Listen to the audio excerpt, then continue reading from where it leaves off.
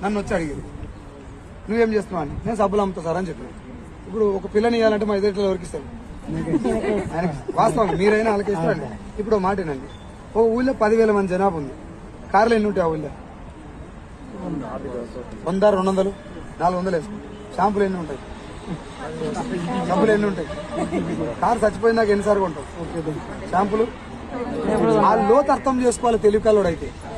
Car మొత్తం జీవితకాలంలో ఒకసారి కొంటారు. ఆడు ఒక్కడు కొంటే ఇంకో 10 రూపాయలు 20 రూపాయలు వస్తాయి. అలా చచ్చిపోయిందాక నేను అదే కారు తీసుకుని మురవాలి. నాది ఇప్పుడు లాక్డౌన్ వచ్చింది అనుకో, కారు షోరూమ్ నాది. మనిషి పానంతో ఉండి వాడు పానం చేసి బోధింటే చాలు. దీని దోక సబ్బులు చూడకూడదు, భవిష్యత్తు చూడాలి. పోనీ మనం సబ్బులు పట్టుకుని ఇంట్లో పెట్టుకుని అమ్ముతున్నాం లేదుగా. నోటి మాట. దీంట్లో ఉన్న బలాన్ని గమనించండి. అడక తింటోడు వచ్చి కూడా ఇలా బిజినెస్ చేయొచ్చా లేదు? అడక తింటూ కారు కొనిపి చెప్పుకుంటాను జాబ్ పెద్దదే.